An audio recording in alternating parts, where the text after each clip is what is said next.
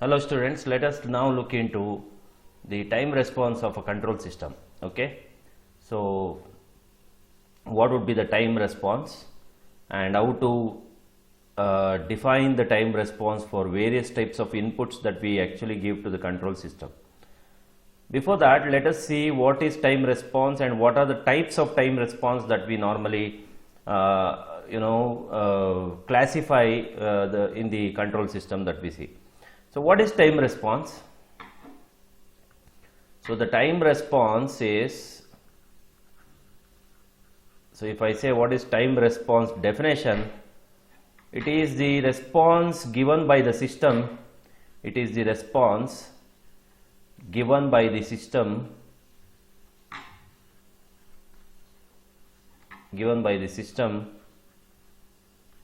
which is a function of the time, which is function of time.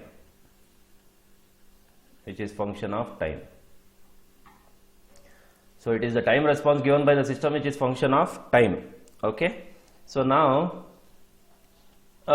let me take an example to say what is time response and what are the two different types of time response.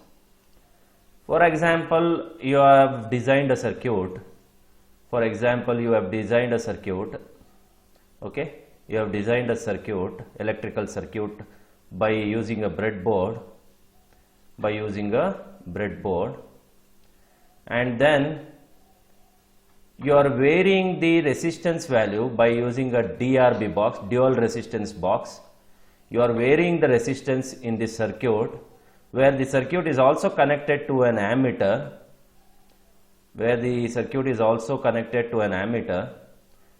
and the ammeter reading should show the value of 10 amps, for example. So this would be the current I need 10 amps current which should be shown on the ammeter by varying the resistance.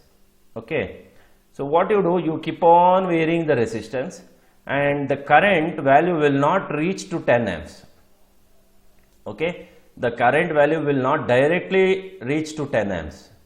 It all depends on the value of the resistance that you change with respect to time. Okay, you keep on varying the resistance such that the current gradually increases and then it reaches to 10 amps. So therefore, the variation of current is classified into two responses. Okay, the variation of current is classified into two responses. What is the two responses? First is the part of output during the time it takes reach to its final value. Okay, so the time taken for the output to reach to its final value,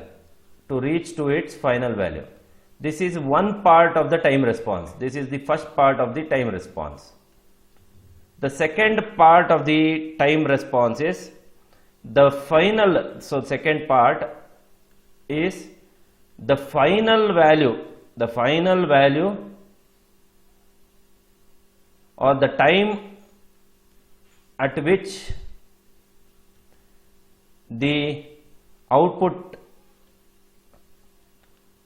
reaches to final value. Output is the final value. The time at which the output is the final value attained. Okay, output is the final value which is attained final value. Okay, so and this final value, whatever it is, whatever we have attained, will be equal to the desired value. Okay, this final value will be the output that we have attained, which will be equal to the desired value. Okay, and if final value equals desired value, we say it is stable or accurate. Okay, stable or accurate, when the system gets into stable condition, or an accurate output that we have got. So this is another time where the response would be. Okay, so therefore the response is actually classified into two different things.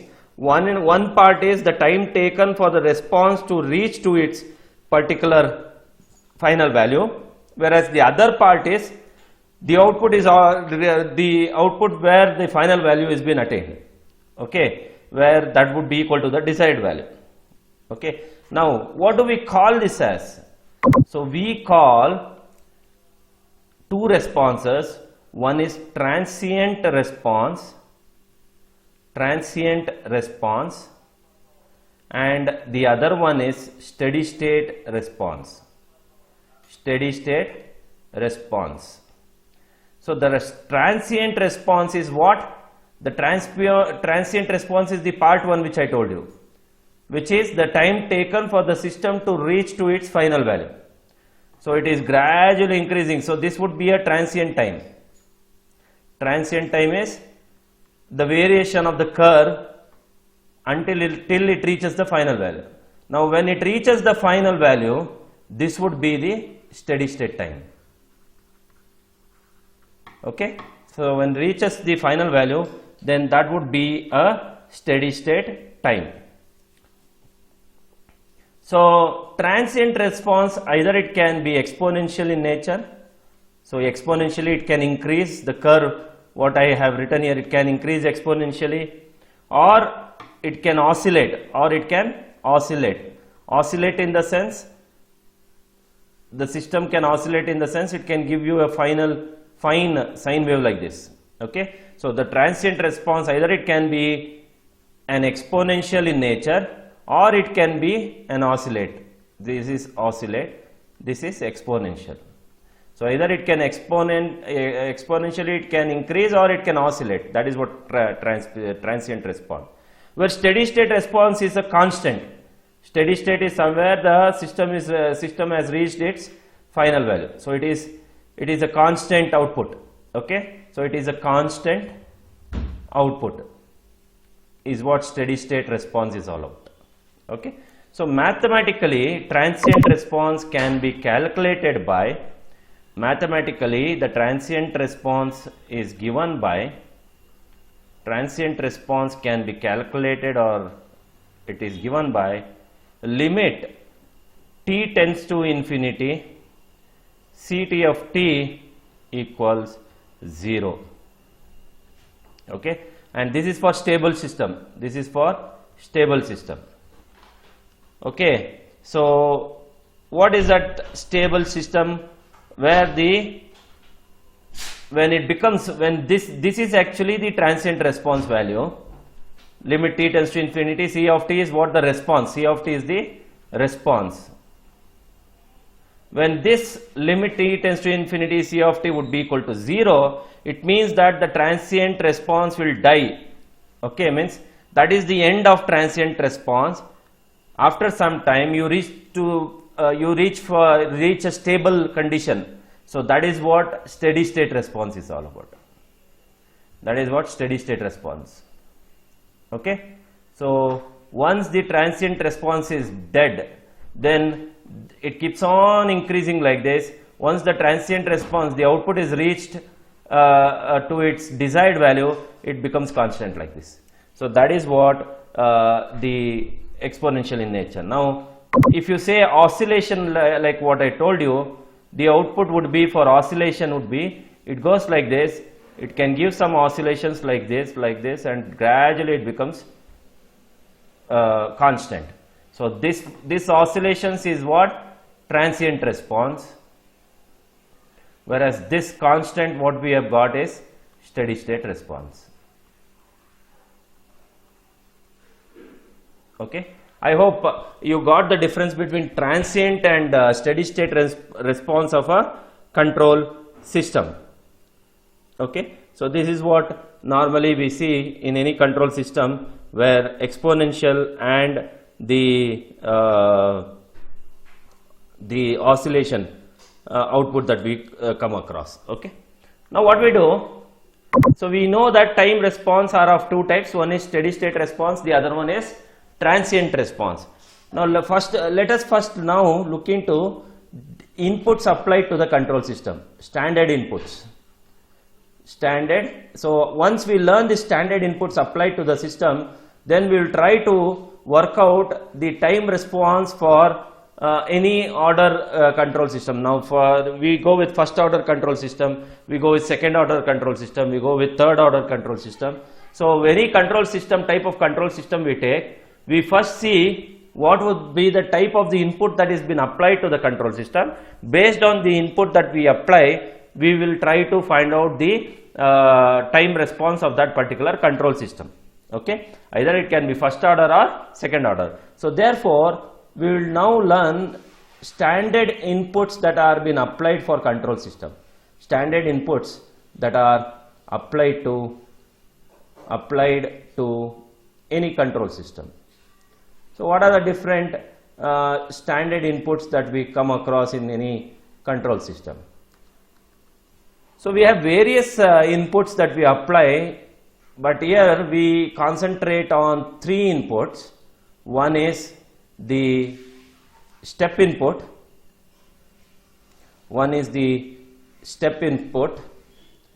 where the step input is normally called as position function. Keep this in mind. The step input is called as position function. The second input what we normally go with is ramp input. We call this as velocity function. Ramp input, we call it as velocity function. Then the third input is parabolic input, which we call this as acceleration function. Okay, position function is step input, velocity function is ramp input, whereas acceleration function is the parabolic input. So let us now discuss one by one with the curve for each inputs. So step input, let us go with step input. So what is step input? For any step input, okay, when the step input is applied for any control system,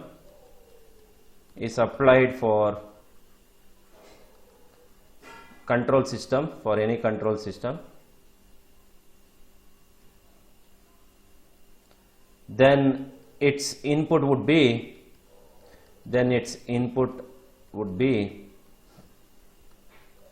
R of t equals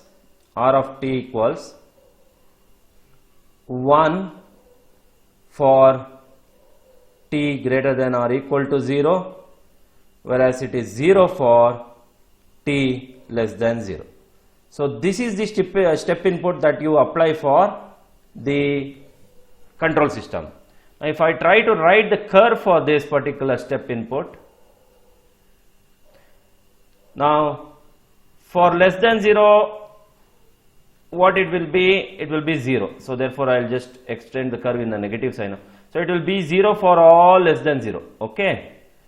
Now when it becomes greater than or equal to 0, the amplitude reaches to 1 and it remains to be 1 for any value of time. Okay. So this is R of t. So the input remains to be amplitude 1 for any value of time. So such case we call it as unit step input or unit step function. Okay. Whereas R of t will normally be equal to A. Any step input, if I say, it will be normally equal to A, where A is some amplitude value where the curve will start from. So it need not to be 1 always. If it is 1, then we call it as unit step function, and if it is some amplitude A, we just call it as step input. Okay. So this is what about the step input of a control system. Okay. Now if I find out the Laplace, because we need this for mathematical simplicity in the later stage.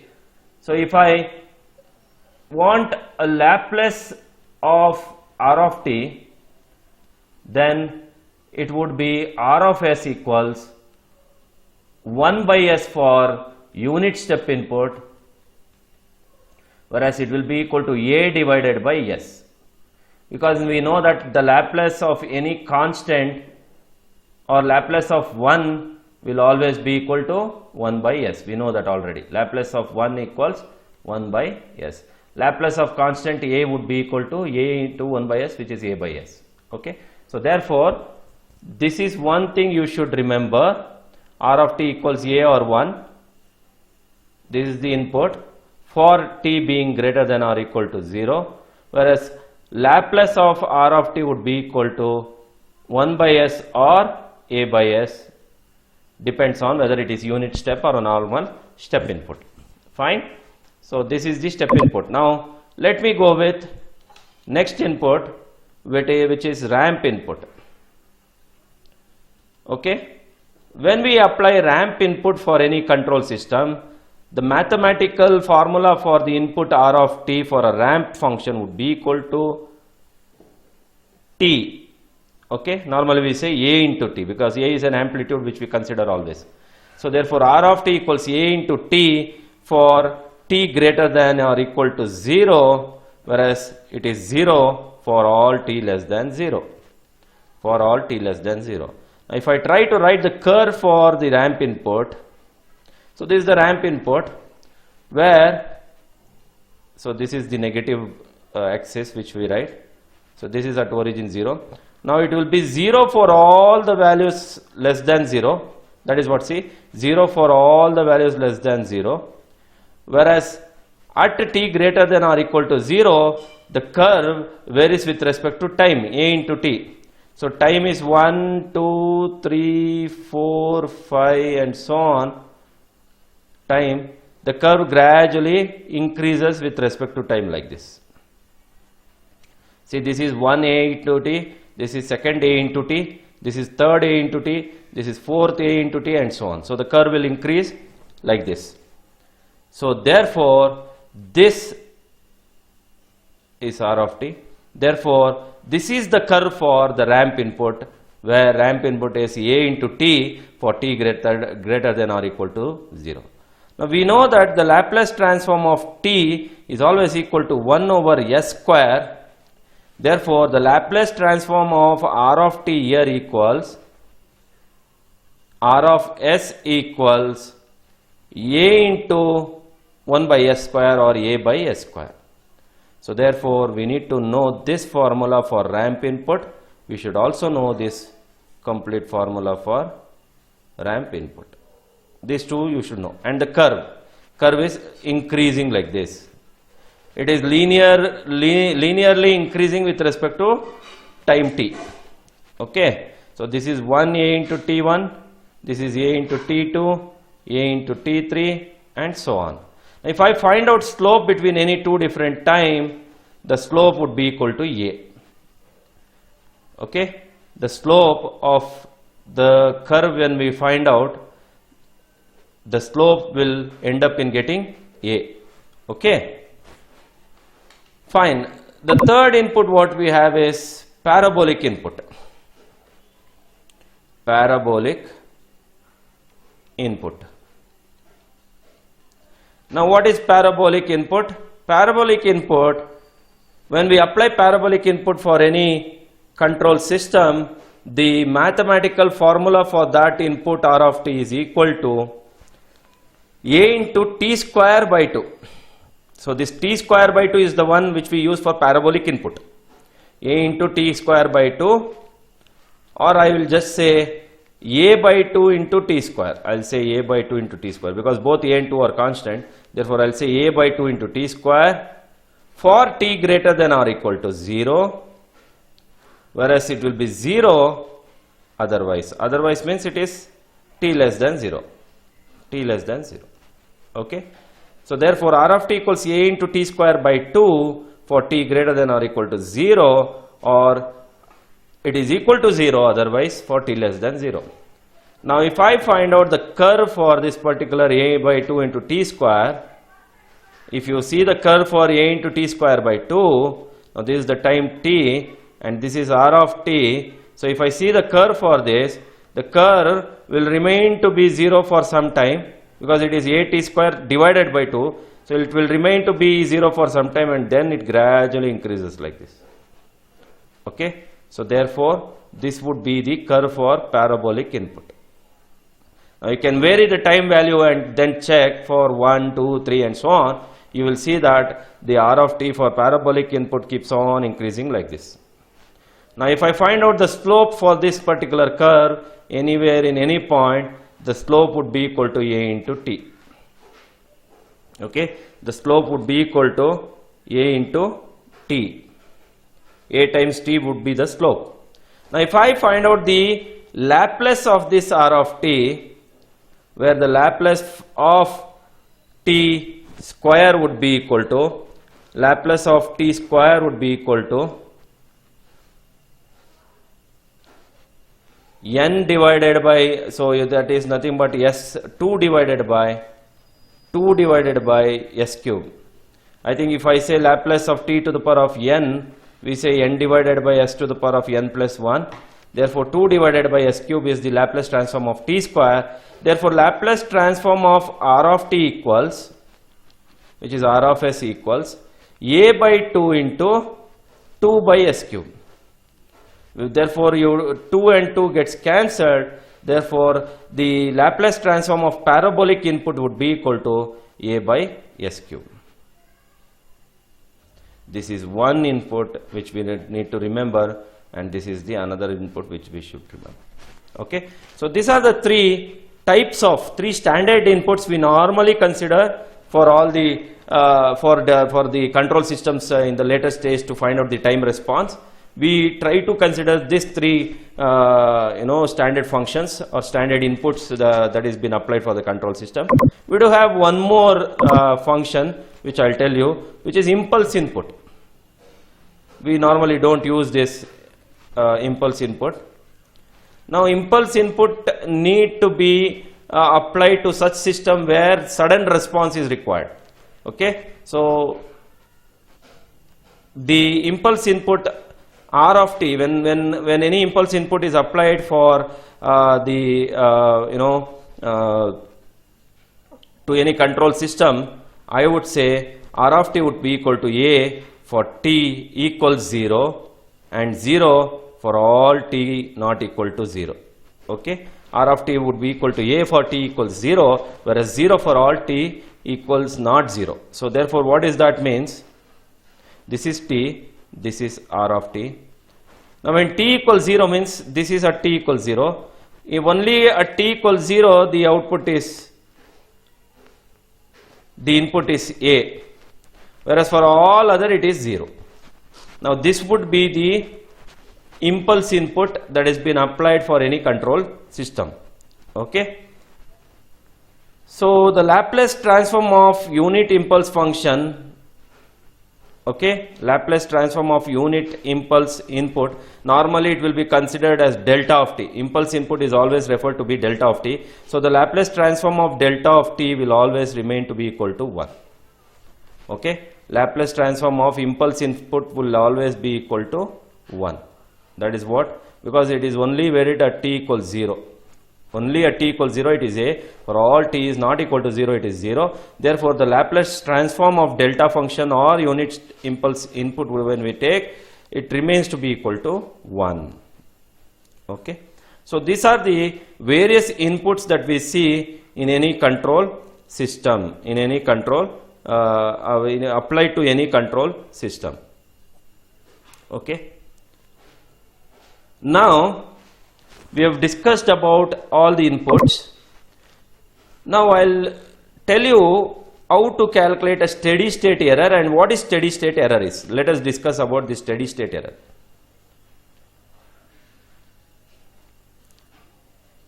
Now what is steady state error? As I told you, now this is the desired output that the system should reach, but it will not reach directly to this output. It goes gradually and it gives some oscillation like this, and gradually it comes to a constant value. Now you see the output is this, whereas it is shown, it is coming to constant at this point. This gap what it has been created between the output value and the desired value is what the steady state error we call it as, is what steady state error we call. Okay, we call it as steady state error.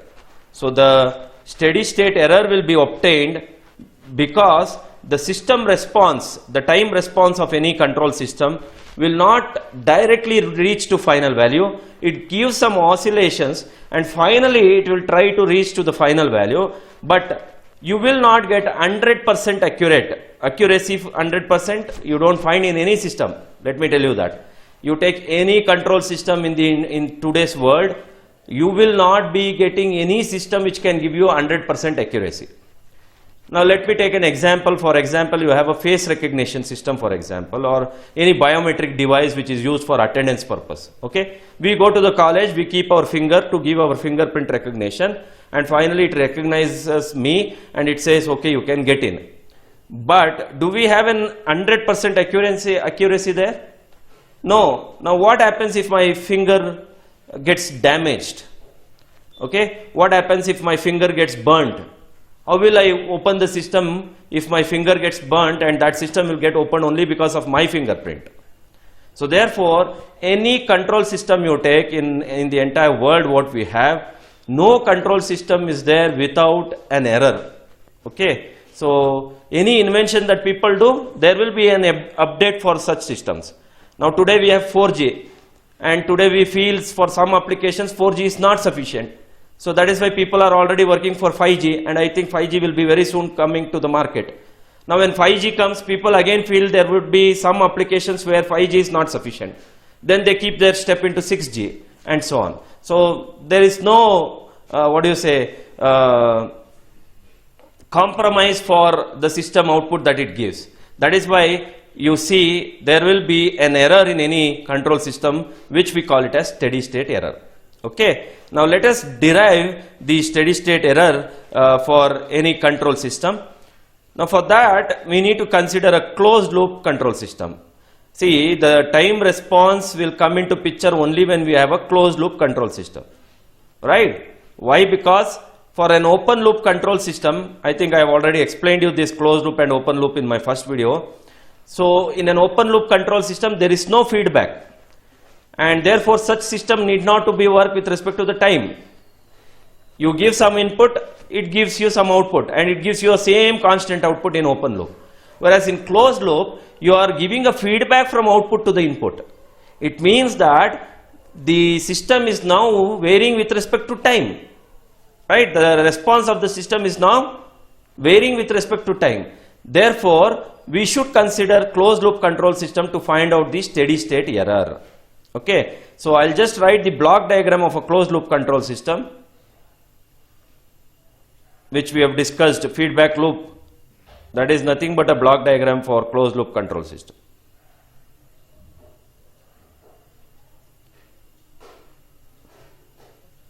Okay, so here this is R of S, this is minus, let me say this feedback is B of S, and feedback path gain is H of S, and forward path gain is G of S, and the output response is C of S.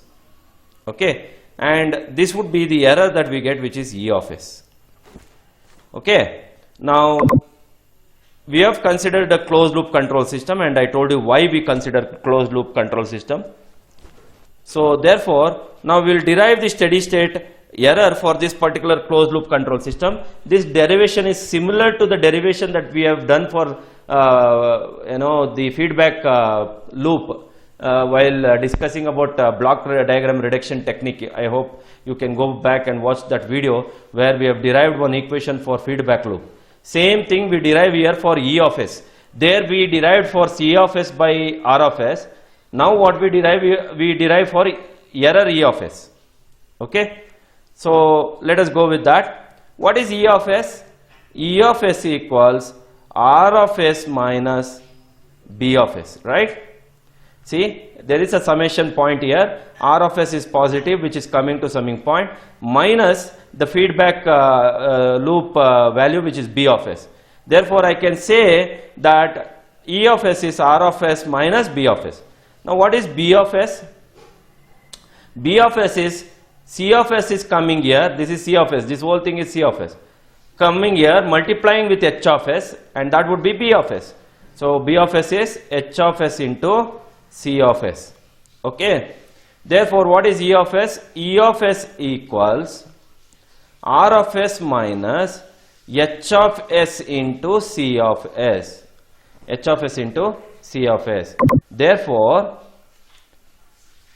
now we know that c of s equals, again, what is c of s? E of s coming to g of s. So they both get multiplied, so that is c of s. Therefore, c of s equals e of s into g of s. Now this c of s I will apply here. So e of s equals r of s minus h of s into g of s into e of s, because c of s is e of s into g of s. Okay. So that is what I have applied to this c of s.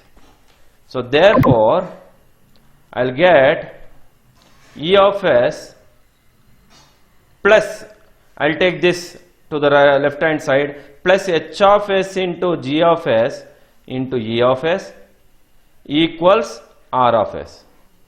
So in both I will take e of s common. Therefore, e of s when I take common, I will be getting 1 plus h of s into g of s equals r of s. Therefore, the value e of s will be equal to r of s divided by 1 plus h of s into g of s. So this is the error, steady state error definition. Okay, steady state error definition. Now this is for a non-unity feedback. Now if you have an unity feedback means see, this is the error signal, not steady state, I am sorry. This is the error signal because steady state is not yet obtained.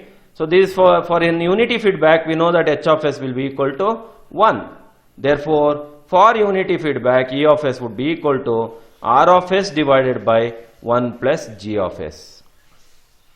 Okay, this is for unity feedback system. Okay, therefore here the steady state error equals, there is a formula which we use, steady state error would be equal to, steady state error is equal to, steady state error equals limit t tends to infinity e of t, right? So this would be the steady state error, limit t tends to infinity e of t. Now if I take the Laplace transform of this limit t tends to infinity e of t, I can say in Laplace this would be equal to limit s tends to 0 s into e of s, right? In Laplace term, this limit t tends to infinity e of t in time domain can be written as limit s tends to 0 s into e of s in frequency domain. I hope this you people have learnt in mathematics, right? Limit t tends to infinity into e of t can be written as limit s tends to 0 s into e of s. Therefore, the steady state error ESS equals limit s tends to 0 s into e of s, which is the steady state error ESS equals limit s tends to 0 s into, so s into r of s divided by 1 plus h of s into g of s. So this is the formula for steady state error. Okay, this is the formula for the steady state error. Okay, I hope you people have got what is the steady state error is all about in any control system that we calculate by using this formula. Okay, so I hope you got what is the time response, you got what are the different types of time response that we see in any control system, and then we saw different types of standard inputs that are been applied to the control system, and then we tried to derive I think I told you an example why we should go for steady state error calculation and why do we get that, and finally we have derived the expression for steady state error. Okay, so in my next video you will see the effect of inputs on this steady state error. So when I have different types of inputs given to the control system, what would be the steady state error I get in that particular, for that particular input? Okay, so we derive some equations for steady state error in terms of different inputs that we apply for control system. That we'll see in the next video. Thank you.